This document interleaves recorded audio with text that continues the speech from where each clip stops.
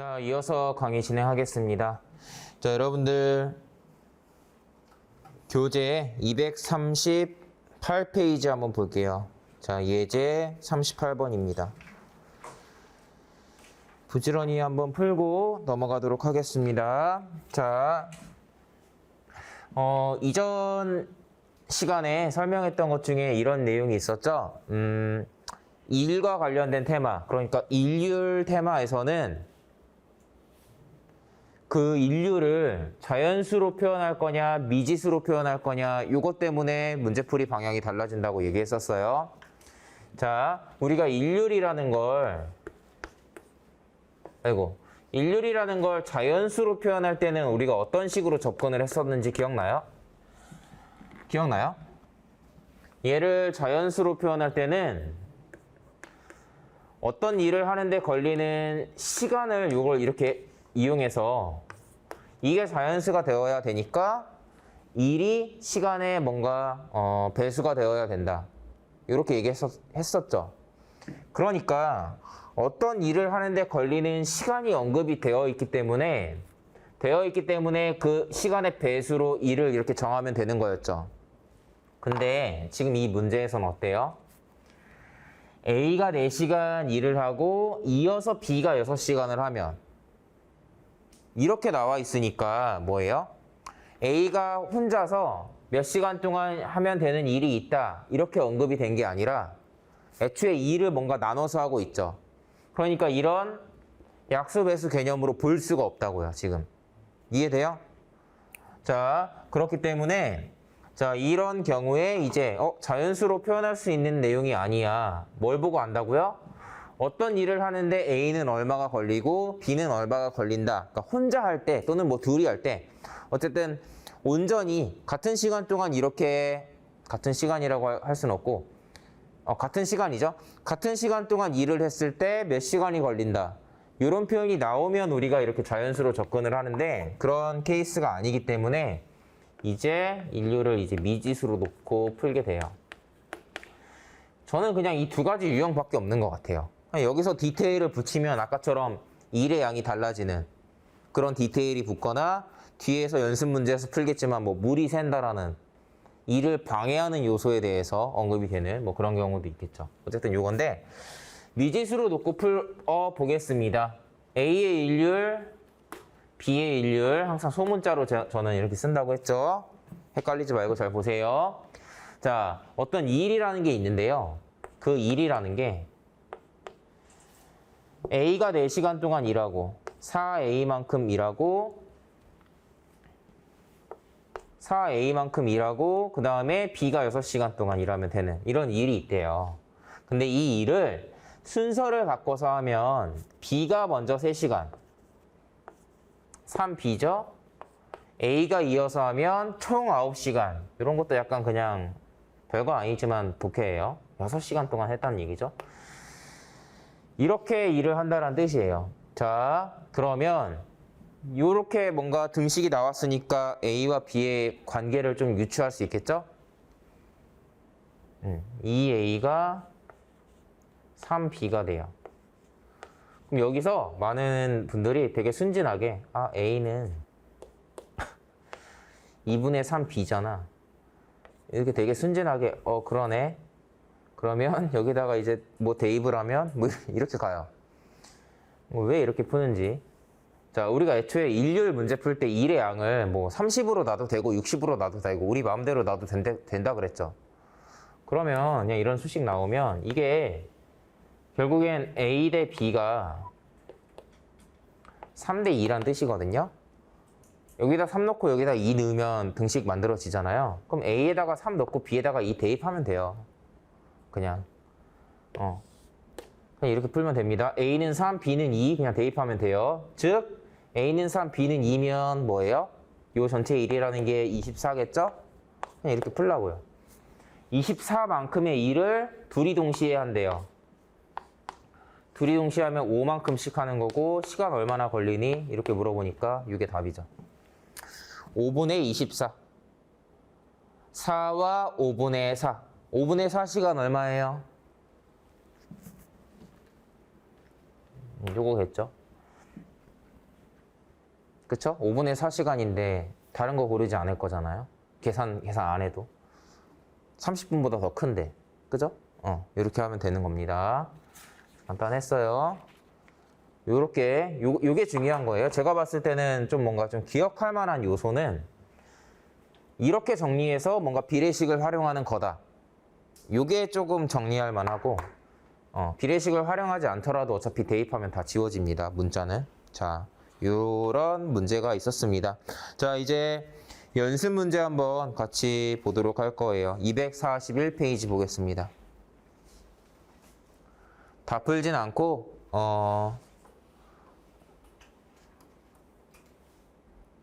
같이 몇 문제 정도만 체크해 볼 겁니다. 49번 볼게요. 이 정도.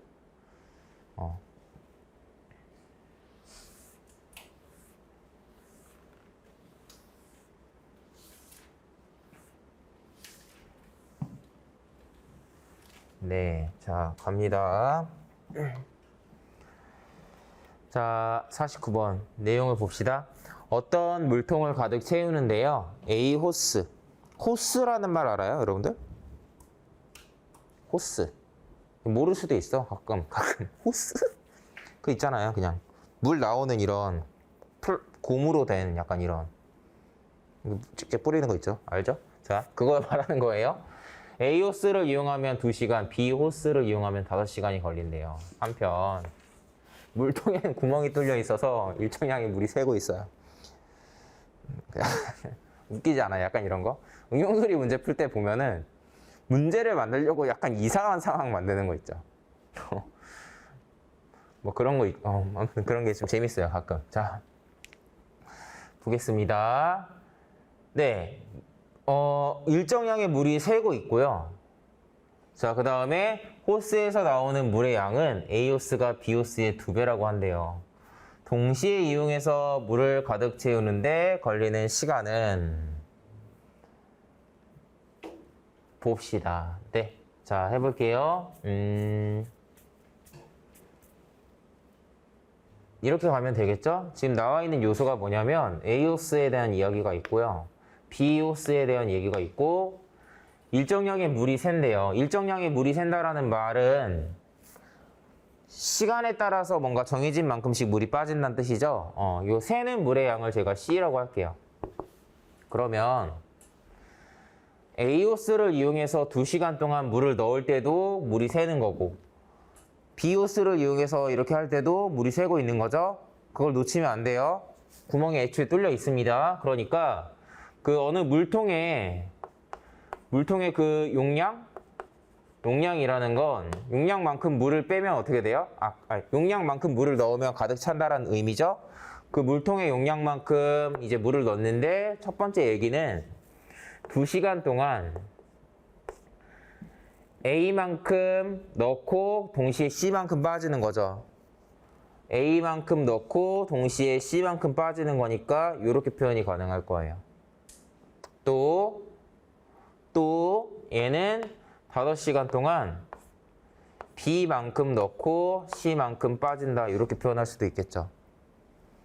자, 그러면 일단 이렇게 하나가 나왔고요. 그 다음에 봅시다. 호스에서 나오는 물의 양이 문장이 물이 나오는 물의 양 약간 갑자기 웃겨서 얘기하는 건데 자소서 쓸 때 이런 거 조심하세요. 비슷한 단어 중복되는 경우가 있어요. 같은 문장에 저는 제가 자소서나 글을 쓰잖아요. 한 문장에 동일한 단어가 2번 이상 안 나오게 해요. 웬만하면. 이해돼요?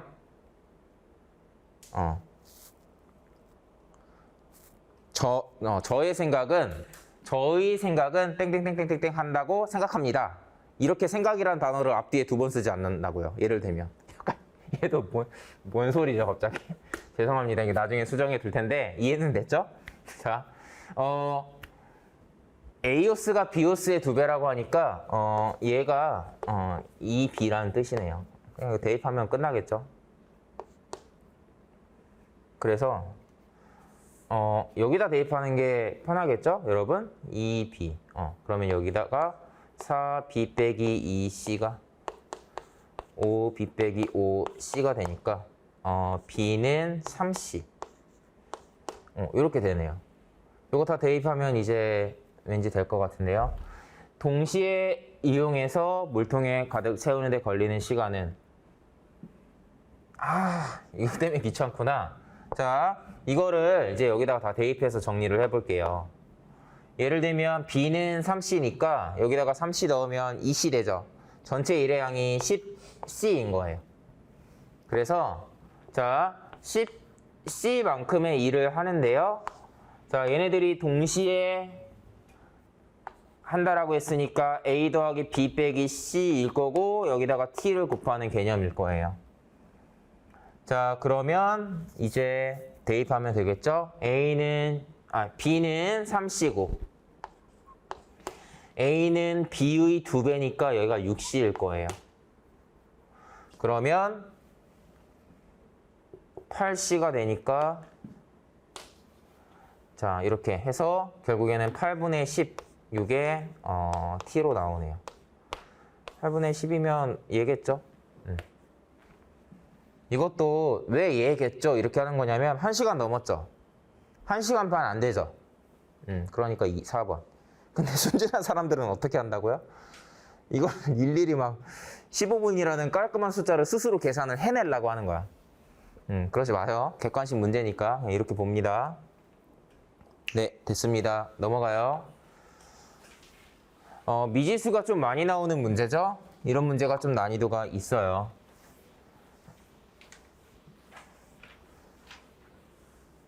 자, 넘어갑니다.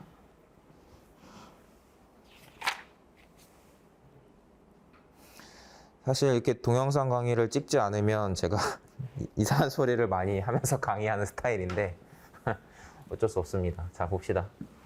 자, 51번. 네, 읽어봅시다. 두 사람이 어떤 일을 하는데요. 이 일을 A가 혼자 하게 되면 걸리는 시간은 B가 혼자 일했을 때 걸리는 시간의 5분의 6이다.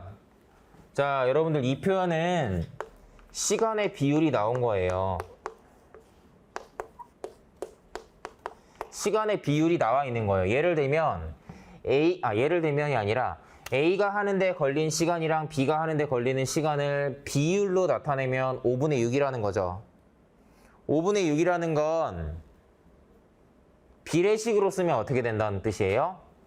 즉 A가 일하는데 걸리는 시간 대 B가 일하는데 걸리는 시간의 비율이 어떻게 된다는 거죠? A가 더 오래 하는 거잖아요, 지금. 그죠? A가 더 오래 하는 거니까 이게 6대 5라는 뜻이겠죠? 자, 이걸 왜 제가 체크하겠어요? 거꾸로 가는 거예요. 우리가 일률 문제에서 같은 시간 동안 일을 한다 그러면 무슨 얘기를 했었죠? 일하는 속도랑 한 일의 양이 비례한다는 얘기를 했어요. 이거 말고 하나 더 얘기한 거 있죠? 같은 양의 일을 할 때는 뭐라고 했어요? 일을 하는 속도랑 일하는 데 걸리는 시간이 반비례한다 그랬죠? 그 비율이 나와 있으니까 우리는 반대로 A가 일하는 속도, 그러니까 A의 일률이죠? A의 일률. 소문자 A라고 할게요. B의 일률, 소문자 B. 얘네의 비율이 뭐라는 뜻이에요? 반비례한다라고 했으니까. 6대 5였으니까 이게 5대 6이 되어야겠죠?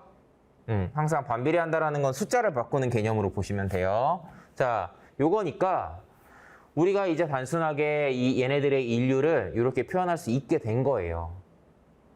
자, 보겠습니다. 자, A가 혼자 4시간 일한 뒤, 자, 여기서부터 이제 문장으로 써볼게요. 4시간 동안 A가 한 일은 4 곱하기 5. B가 6시간 동안 일하면 6시간 동안 6만큼의 일을 하겠죠? 자, 이렇게 해서 나온 결과 20, 66에 36, 56만큼의 일이 전체 일의 절반이래요. 전체 일의 어떤 일의 절반이라고 합니다. 그럼 여기서 얘기하는 이 1이라는 게 결국에는 요거에다 곱하기 2. 112가 바로 요 1이라는 거죠. 이렇게 2를 정량화를 했고요. 그럼 이제 문제풀이 끝난 것 같아요. 자, 이 2를 A가 7시간 동안 하고 나머지를 둘이 같이 했을 때 함께 일한 시간은 그러니까 112만큼의 일을 하는데요. A가 계속 놓치면 안 돼요. 7시간 동안 한대요. 7호 35죠? 이만큼 동안 일을 하고 둘이 같이 일을 한다고 합니다. 그러면 T 시간 동안 둘이 같이 일한다고 하면 10일이죠?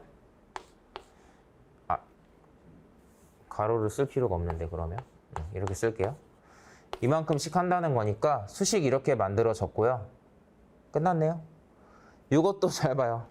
35 이렇게 빼면 1이 자리 숫자 7이죠. 여기 11이잖아요. 11에다가 뭘 곱해야 1이 자리 숫자가 7이 돼요? 7이겠죠? 아님 말고. 자, 이렇게 풀면 됩니다.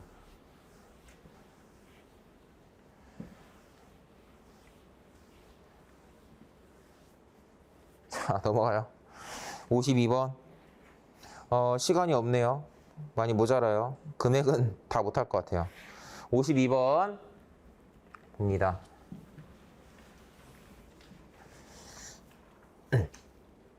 자, A와 B 두 컴퓨터가 있대요. 얘네를 이용해서 주어진 문제를 푸는데 A는 7분, B는 이어서 6분. 두 컴퓨터의 속도가 다르겠죠? 문제를 푸는 속도가 다를 거예요. 일률 항상 소문자로 이렇게 쓸 거니까 잊지 마시고요. 주어진 문제를 푸는데 A 컴퓨터 7분, B 컴퓨터로 이어서 6분 동안. 그러면 이거 아닌가요? 여기에 나와 있는 어떤 문제라는 게 자, A 컴퓨터로 7분 동안 7A만큼 계산을 하고 B 컴퓨터로 6분 동안 6B만큼 계산을 해야 되는 일이란 뜻이에요. 이것도 유형 구분돼요. 제가 요 타임 강의 시작할 때 맨 앞에서 얘기했던 거 맞나? 일률과 관련된 문제는 이 일률을 자연수로 표현할 거냐 미지수로 표현할 거냐 요 얘기 했었잖아요. 미지수로 표현하는 문제가 대체로 어떻게 나와요? 2를 이렇게 나눠서 하는 거예요. 시간을 나눠서. 이렇게 하는 얘기가 많이 나오죠? 뭔가 이런 걸 기억하라는 뜻이에요. 제 말은. 자, 뭔가 그런 스토리를 기억을 하고 있는 겁니다. 자, 그러니까 2를 이렇게 나눠서 하고 있으니까 그냥 미지수로 놓고 풀자. 이렇게 가는 거죠. 네, 자, 요건데요. 자, 문제 한눈에 안 들어오는데 자, 앞에 있는 요걸로 볼게요. 자, 이렇게 풀 수 있는데요. 자, 처음 7분 동안 A와 B 컴퓨터 두 대를 가지고 풀다가 그러면 7분 동안 두 대를 이용해서 푼다라는 건 이렇게 이만큼 계산을 한다는 뜻이고 그 다음에 A가 고장이 나서 B만 이용해서 풀었더니 11분 걸렸대요. 그러면 11분 동안 B를 이용해서 풀었더니 두 문제를 풀 수 있었다고 하네요. 자, 그러면 여러분들 이렇게 가야죠. 이 처음에 언급된 얘가 한 문제 푸는데 필요한 그 계산 양이잖아요. 그러니까 이거의 2배. 이렇게 하면 되는 거고 풀면 됩니다. 또 그냥 하는 얘긴데 자, 그냥 하는 얘긴데 이런 문제는 특별히 빠르게 푸는 방법이라는 건 없는 문제예요. 이런 것들은 응용수리 파트에서 풀게 되는 많은 문제가 빠른 풀이라는 건 애초에 존재하지 않는 문제가 많아요. 그렇기 때문에 어쩔 수 없이 어쨌든 방정식으로 풀게 되는데 방정식으로 푸는 게 그렇다고 오래 걸리나요? 저는 그렇지 않다고 생각하거든요. 그러니까 여러분들이 빨리 풀고 싶다 그러면 얘 말고 다른 방법을 선택해야 되는 게 아니라 빨리 풀고 싶다 그러면 이 문제의 유형을 구분하는 눈을 키우라고 했습니다. 마저 마무리할게요. 이거니까 이거 풀면 답 나오는 거 아닐까요? 요거까지 그냥 해봅시다.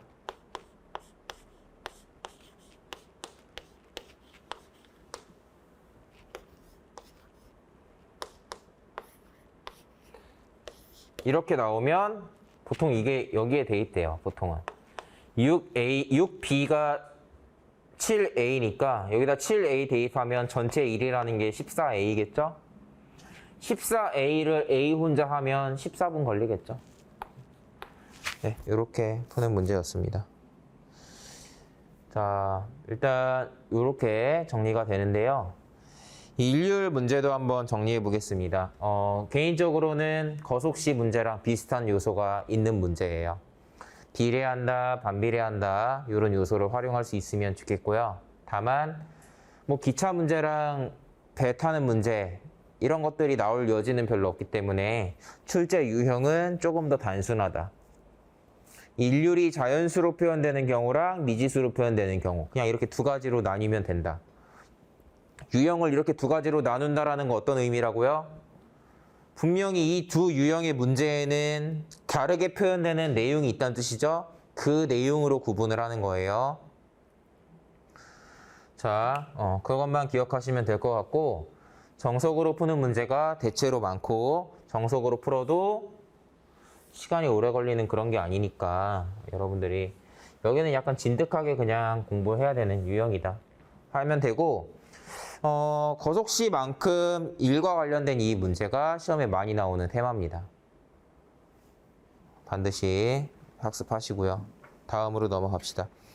243페이지.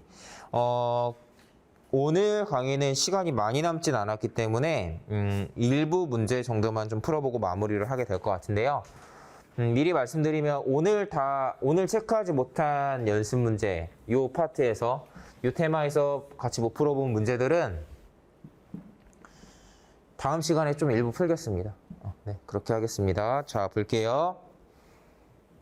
네, 제가 느끼기에 이 금액과 관련된, 뭐 가격과 관련된 이런 유형의 문제는 문제에 이런 각각의 요소가 언급이 많이 되거든요. 이런 요소들이 언급이 되는데 이런 요소들의 관계를 정확하게 이해하고 있어야만 우리가 수식을 쉽게 풀 수 있는 거예요. 무슨 말이냐? 여러분들 정가, 원가, 이익 얘네들의 관계를 간단하게 설명을 드릴게요. 제가 이 분필을 어디선가 떼와서 파는 장사를 할 거예요. 이거를 어디선가 만드는데 드는 비용도 있을 거고 제가 어쨌든 이렇게 떼오는 비용이 있겠죠. 자, 그게 원가의 개념이에요. 이해돼요? 제가 이거를 1,000원에 사왔어요. 자, 이걸 1,000원에 사와서 1,000원에 팔면 남는 게 없겠죠? 이런 게 원가라고요. 그러니까 원가라는 개념은 잘 봐요. 내가 정하고 싶어서 정하는 게 아니에요. 이걸 떼오는데 파는 사람이 1,000원에 팔기 때문에 내가 1,000원에 산 거지. 원가는 1,000원이어야 돼, 1,100원이어야 돼. 내가 정할 수 있는 건 아니었죠. 물론 원가를 내가 생산하는 생산자의 입장이면은 원가를 줄이기 위해서 뭐 이 플라스틱을 더 싸구려로 만든다거나 분필을 더 잘 부러지는 분필로 만든다거나 할 수는 있어요. 근데 좀 단순하게 보면 어쨌든 원가라는 건 어쨌든 이 물건을 만드는데 드는 뭐 이것저것 재료비, 인건비, 이것저것 유통비 다 합쳐진 그냥 그 금액이죠. 이걸 이렇게 떼와서 파는 행위, 장사를 한다라는 건 이거 팔 때마다 얼마씩 남기겠다는 뜻이잖아요. 그러니까 얼마만큼의 이익을 좀 가져가겠다라고 내가 판단을 해서 금액을 결정하겠죠. 제가 이거 1,000원에 가져왔으니까 그렇다고 2,000원에 팔면 사람들이 안 살 것 같고 한 1,500원 정도. 그러니까 원가가 만약에 1,000원이었으면 이익은 500원 이렇게 정해서 내가 그렇게 해서 정한 가격이 나오죠. 정가라고요. 정한 가격이라고요. 이런 개념이에요. 물건 하나에서는 이런 개념이지만 물건을 여러 개를 팔 때는 어떻게 결정되겠어요? 다시 얘기하면 요 물건 하나에도 원가가 있고 이익이 있고 정가가 있겠죠. 이런 물건을 여러 개 판다 그러면 대체로 어떤 표현이 나오냐면 매출액이라는 표현이 나와요. 자, 그럼 여기도 매출 원가랑 매출 이익이 있는 거예요. 이해되죠? 근데 결국엔 얘네도 이걸 제가 100개를 팔아도 이 100개를 떼오는데 드는 비용이 있을 거 아니에요? 그걸 그냥 원가라고 보면 되죠.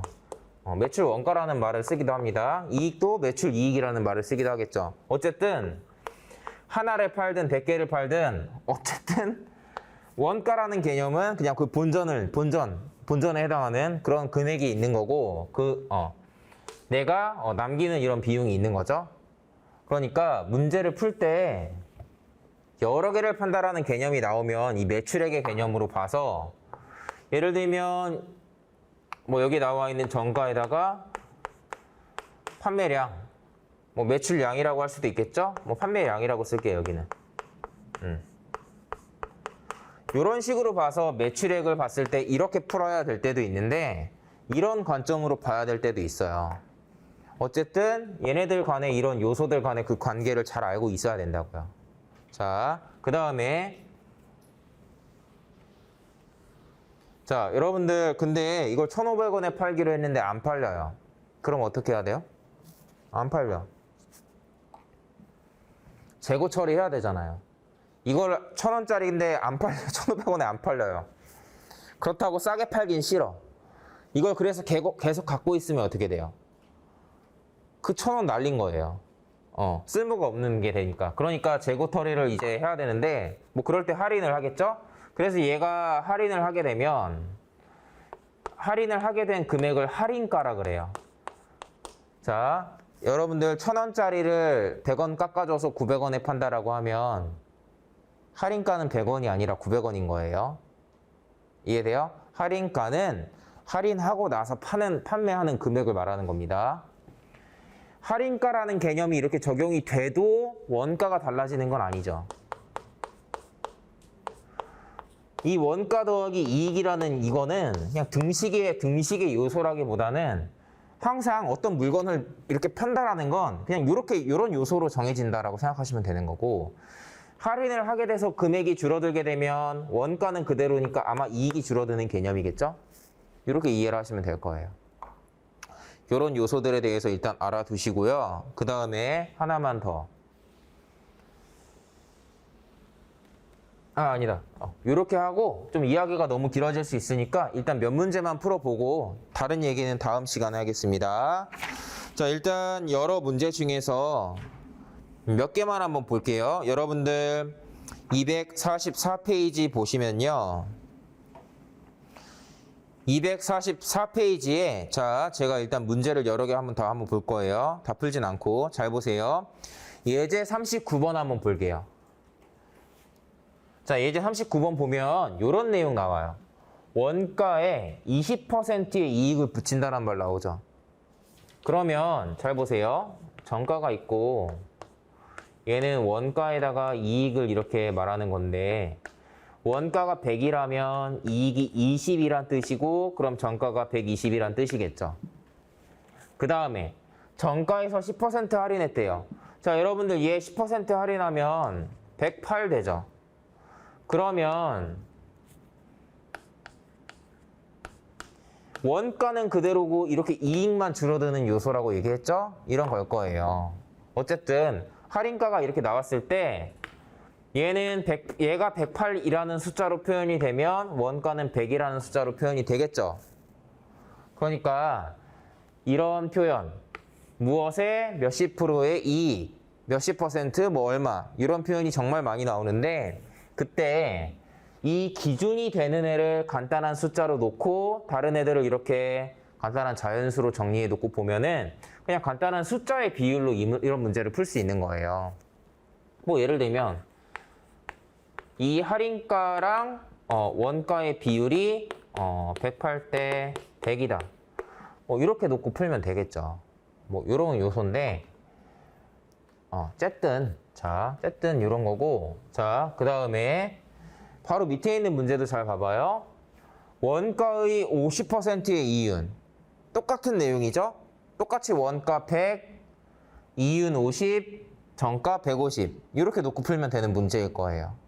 그 다음에 예제 41, 42번 한번 봐요. 41번까지도 똑같아요. 41번까지도 보시면 원가가 얼마인 제품을 생산해서 40%의 이윤을 붙인다. 퍼센트라는 건 항상 상대적인 값을 말하는 거고, 상대적인 값이라는 건 무엇을 기준으로 상대적인 값을 말하는 거냐가 중요하죠. 그쵸? 얘도 원가의 40%라는 말이 나오니까 원가를 100으로 놓고 이렇게 정리하면 되겠죠. 근데 얘는 어때요? 42번은 매출액 대비 20%의 수익이에요. 그러니까 이 매출액이라는 게 얘도 결국에는 원가랑 여기에 이익으로 이렇게 나눌 수 있는 애라면 매출액이 100일 때 이익이 20이라는 뜻인 거죠. 그럼 이게 등식이 성립해야 되니까 그때 원가는 80에 해당하는 걸 거예요.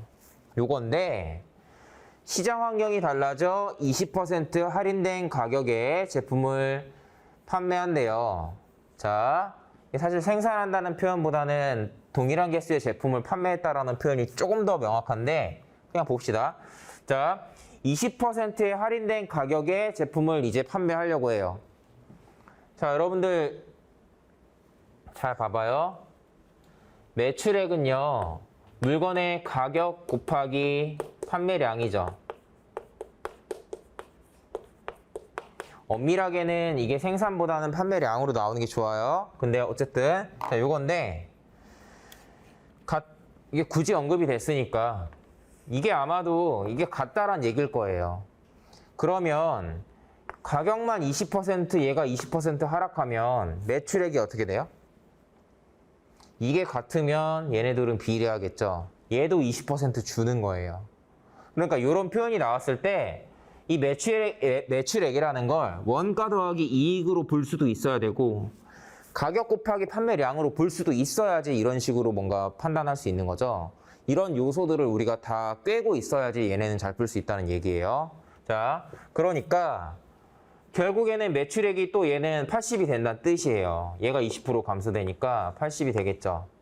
근데 얘가 욕심이 많아서 그럼에도 불구하고 작년이랑 같은 수익을 내고 싶대요.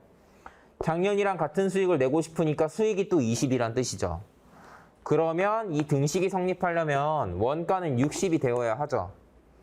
원가가 80에서 60으로 줄었어요. 이런 개념을 이제 원가를 절감한다라고 이렇게 표현을 하는 거예요. 80에서 60으로 20 줄었죠. 4분의 1만큼 줄었으니까 25% 줄어든 거다라고 이렇게 체크하면 됩니다. 됐나요? 네. 어쨌든 보세요. 여러분들 제가 이거 풀 때 복잡한 수식을 쓰거나 복잡한 숫자로 계산하지 않죠? 이거 알고 보면 되게 간단하게 풀 수 있는 문제들이 많아요. 다만 원가, 이익, 매출액, 가격, 판매량 이런 각 여러 가지 요소가 등장을 하는데 걔네들 간의 관계를 정확하게 알고 있어야지 이렇게 정리할 수 있을 겁니다. 여러분들이 앞으로 문제 풀 때마다 여러 번 반복해서 나오게 될 거예요. 이런 요소들 간의 관계들을 정확하게 인지하고 있는지 점검을 잘 해보시면 좋겠습니다. 자, 시간이 많지 않아서 일단 오늘은 금액과 관련된 문제 하나만 더 풀고 마무리할 계획입니다. 미처 풀지 못한 문제들 중에서 괜찮은 문제들은 다음 시간에 한번 더 살펴볼 거고요. 우리 마지막 249페이지에 있는 연습 문제 38번, 58번. 자, 요거를 풀어볼 계획입니다. 자, 제가 틀만 만들어 줄 테니까 마무리를 여러분들이 해보세요. 잘 봐요. 문제를 풀 때 이렇게 보는 거예요. 2년차 이하의 단합들을 위해서 워크 수업을 진행할 예정이다. 참가비라는 게 등장하고요. 몇 명이 참가하는지 참가하는 그 사람 수가 등장하고 그 다음에 참가비 총액이라는 말이 나와요. 뭔가 언급이 나오고 있죠. 언급이 되고 있어요. 이런 내용이 나오면 얘네들 간의 관계식을 우리가 뭔가 모든 관계식을 다 외울 수는 없으니까 좀 상식적으로 이렇게 생각해낼 수 있어야겠죠.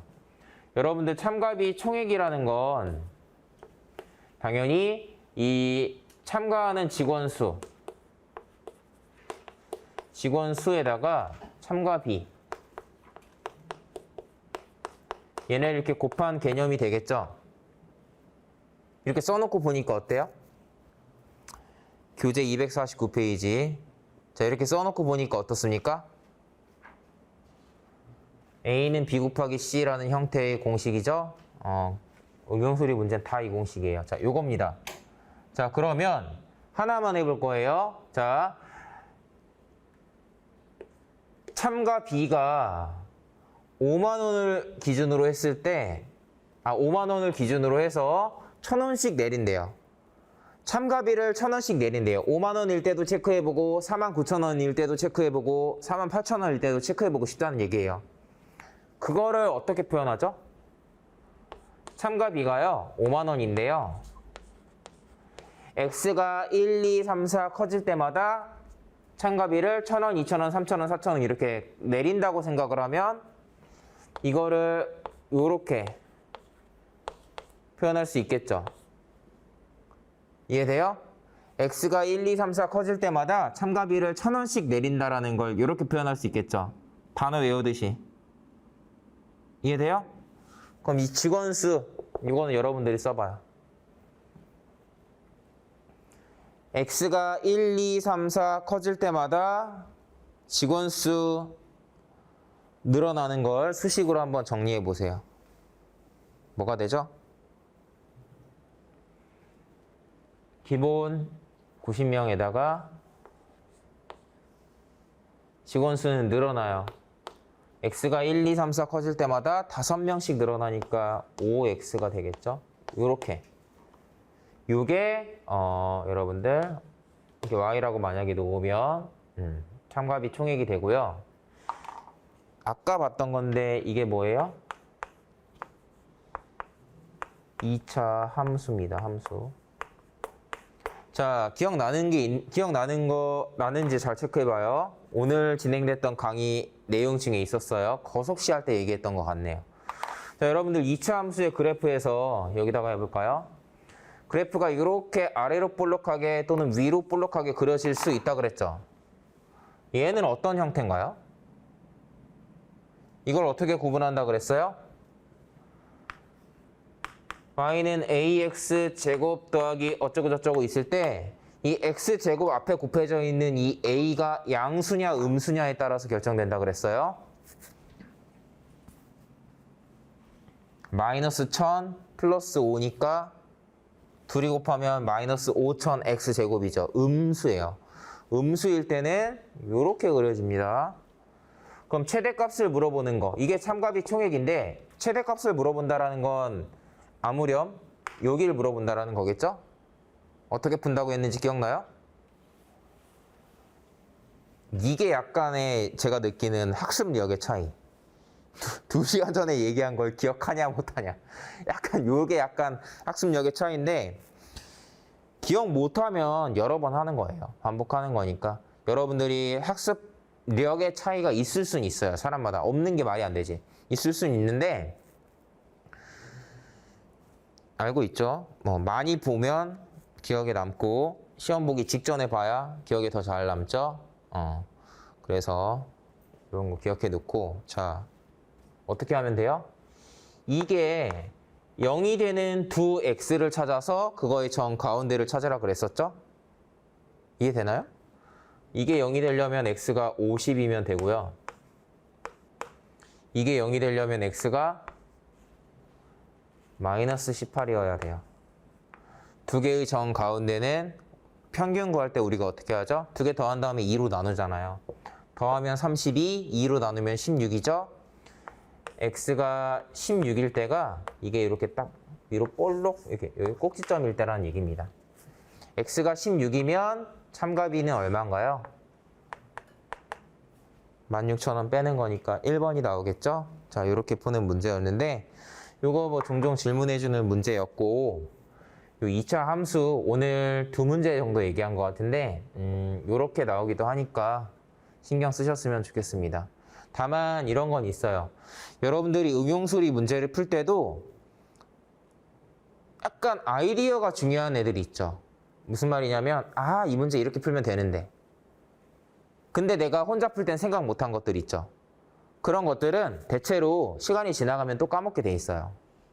왜? 내가 스스로 생각해낸 게 아니기 때문이에요. 그런 것들은 어떻게 하면 돼요? 표시 잘 해놔요. 이 문제 예를 들면 2차 함수 문제. 아까 봤었는데 이번엔 또 안 됐어. 저기 표시를 뭐 예를 들면 이렇게 해놔요. 시험 보기 전날 뭔가 이런 식으로 나중에 까먹을 만한 이런 애들 위주로 시험 보기 전날 보는 거예요. 자, 이런 식으로 정리해 주시면 될 유형입니다. 자, 그래서 오늘은 일단 여기까지만 풀어볼 계획인데 다음 시간에 또 예습해 와야 되는 부분만 한번 언급하고 마무리할 계획입니다. 다음 시간에는 250페이지 약수와 배수 파트. 근데 문제가 어렵지 않은 파트이기 때문에 여러분들 부담 없이 보실 수 있을 거고요. 그 다음에 집합, 시계, 부등식이라고 나와 있는 부분이 있을 거예요. 그냥 각종 문제들 다 모아놓은 건데 개인적으로는 집합이랑 부등식이 조금 중요합니다. 중요하다고 느껴요. 그래서 그런 애들을 저희가 한번 볼 거고 여기는 오히려 이제 연습 문제가 조금 다양하다고 느낄 거예요. 유형이. 미리 연습 문제 다 풀어보고 강의를 들었으면 좋겠고요. 요 내용까지 할 거고 만약에 시간이 좀 남을 것 같은데 경우의 수까지 조금 넘어갈 수도 있습니다. 다만 경우의 수 파트는 이 경우의 수 파트를 어려워한다라는 건 대체로 이론적으로 정리가 안 되어 있을 가능성이 높거든요. 그래서 이론 설명을 할 거니까 굳이 경우의 수 파트까지 연습 문제를 다 풀어오실 필요는 없어요. 예습을 한다면 269페이지까지만 예습을 하면 돼요. 요거 예습. 그러시면 되겠습니다. 이해되셨나요? 네. 자, 그러면 금일 강의는 여기까지 하는 걸로 하겠습니다. 여러분들 고생 많으셨습니다.